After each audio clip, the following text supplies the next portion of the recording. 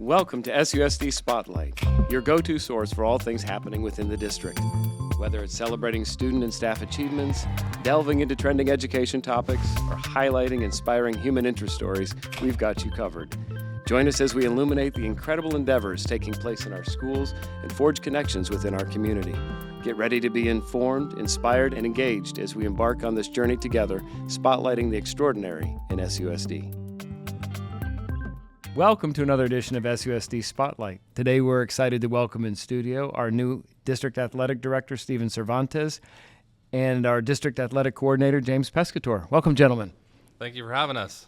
So, as we get started, it might be helpful for our listeners to understand a little bit about who you are and your background and what brought you into your current position. And we'll start with you, Mr. Cervantez. Well, I've been in education for 25 years now, all with Scottsdale Unified School District. Growing up, I'm a son of a coach. Went to Shadow Mountain High School.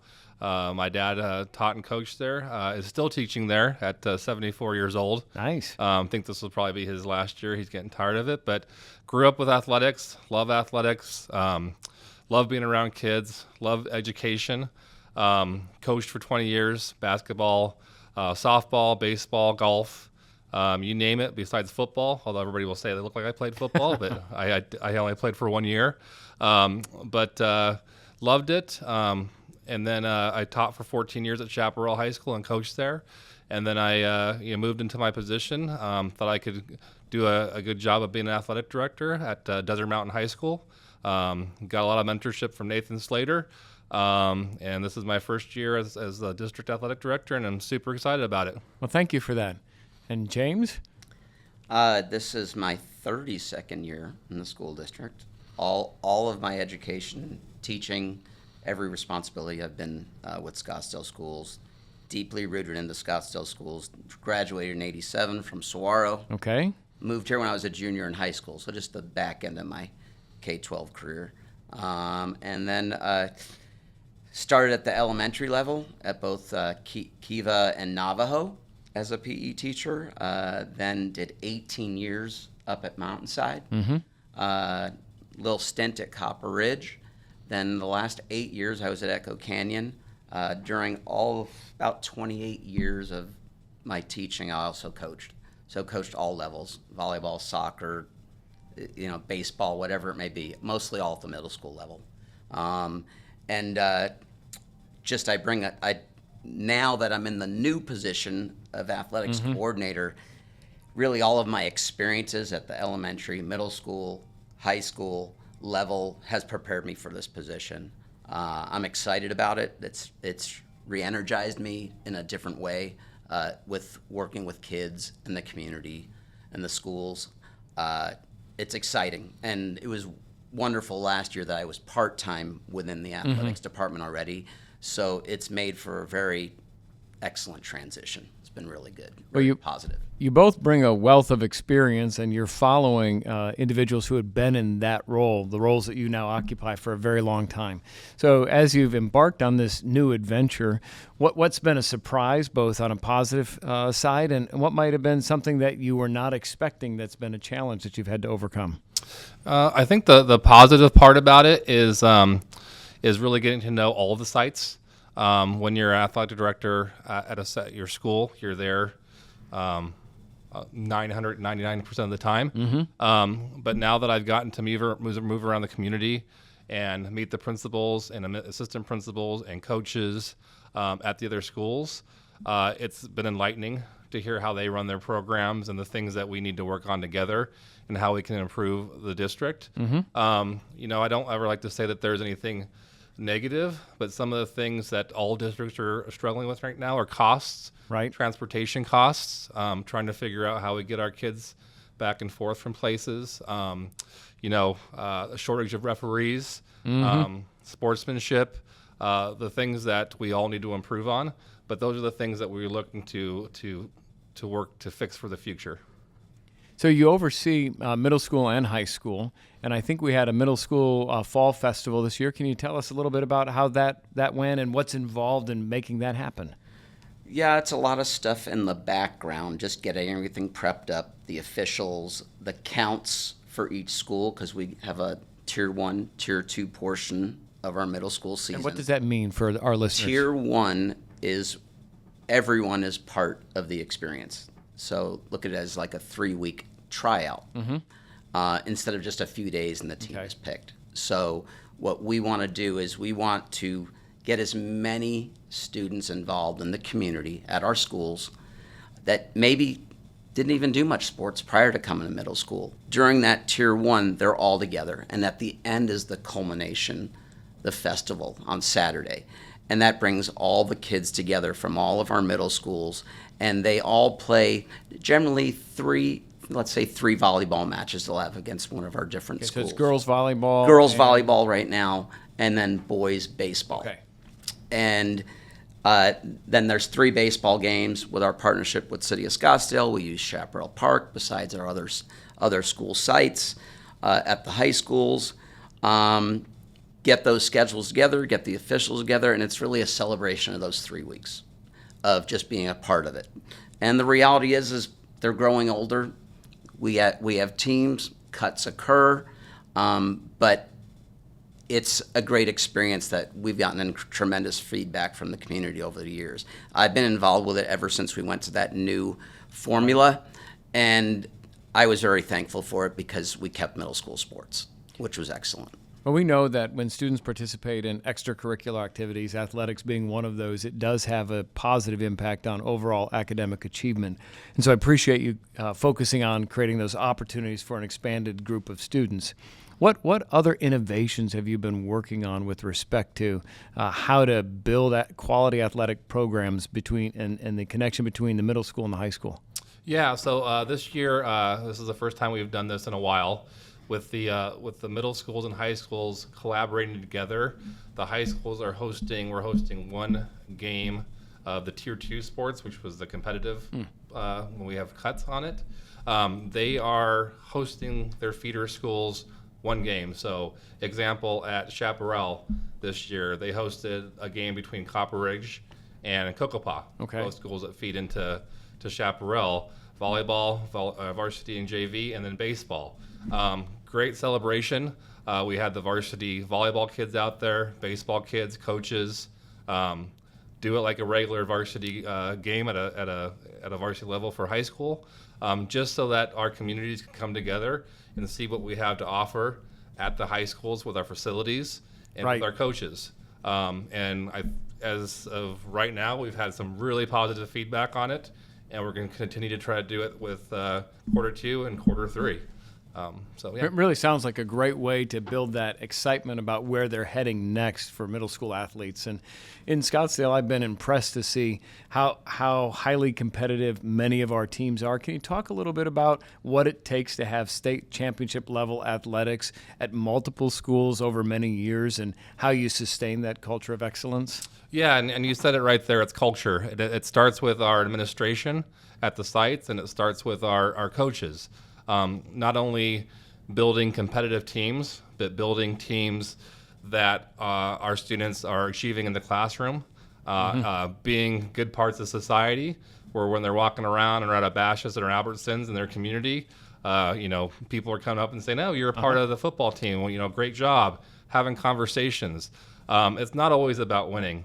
What it is about is doing things the right way, following the rules, following the guidelines for the district, following the guidelines for the AIA, and then going out there and working as a team and doing it the right way. We expect our coaches to have those talks with those kids on what it means to be competitive and what it means to be a winner and how to represent your team and how to lose and win in the right way. I think that's really important. So when you think about our fall sports this year, do you have any teams that are standing out as excelling maybe above expectation or on a path that might lead them to the playoffs and potential state championships? Yeah, so we're having an excellent start to our season. Arcadia's football team, varsity, is 4-0. Desert Mountain's team is 4-1. Saguaro is doing an excellent job of rebounding from a year where they didn't have a lot of success, along with Chaparral. And the Dons are doing a great job of bringing in spirit to their stadium and trying to create a culture to win there. When we look at girls sports, Chaparral's volleyball team, I believe last time I checked, is 15-1. doing a great job. Saguaro, Desert Mountain, Arcadia are all on track to make the playoffs. When you look at our golf programs, all of them have a chance to make state and compete. So we are doing an excellent job, not only on the field, but also in the classroom. And my belief and understanding is that we have quite a few of our students that go on to compete at the D1 level. What's it take for a student athlete to not only do what they need to be successful in high school, but to compete at that next level? And what are the things that we do to help support their development? Well, there's a couple of things. I think first of all, start with our teachers in the classroom and our counselors and our administrators. The counselors know what they need to be NCAA qualified. To get through the clearinghouse, which is a big part in helping direct parents and kids into what they need. Our coaches do an excellent job of helping kids find schools to play at, not just Division I. Division I is the top, but Division II, Division III, community colleges. It's all of a team effort of not only what you do on the field, but more importantly, what colleges are looking at is what you do in the classroom and what kind of person you are. And with those combinations of what we do in Scottsdale, there's a reason why we have a lot of Division I athletes coming out of our schools. Who's the most famous athlete that you've worked with here that came out of Scottsdale Unified? The most famous one is Mark Andrews. Okay. And I did not, I was not at Desert Mountain, and I was not teaching or coaching there when he was there. But when he comes back, we had a Hall of Fame induction ceremony for him. Nicest person in the world, came out, signed autographs. It was during COVID. We actually did a parade on the backside of the of Desert Mountain. He was there, took pictures, was polite. He helps to contribute financially to our schools, but is one of those guys that wants to stay in the background. But everything that you would want to see from somebody coming out of a Scottsdale School District school. Great reflection on the district and on the character that he has. For listeners who don't know, he is a tight end for the Baltimore Ravens. Correct. So it's always exciting to see those students who got their start here in Scottsdale performing at the highest levels of their profession. And athletics is just one of many areas where we can celebrate student success. As you think about the future, what other things would you like to see in the athletic department that would be interesting for our listeners? The one thing I would like is we talk about our graduates and our alumni. As we look at it, I would love to start to have more of the alumni come back and be a part of our community, not only with the sporting events, but with our schools. I think that's important to bring them back to our community because I still remember Shadow Mountain High School when I graduated and all the great things that it brought to me. So that's what I'm looking at that we can improve on. I appreciate that. So now go ahead.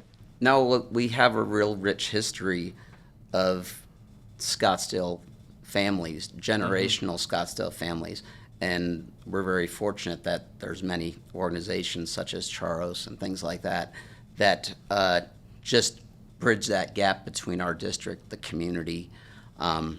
So we want to celebrate those things. Yeah, I think that's really important and appreciate the way that you both have jumped in to tackle those challenges. But I do have to ask, who was responsible for scheduling all of the homecoming games on October 3rd? Now, I understand that some adjustments have been made, but when the schedule first came out, they were all on the same night.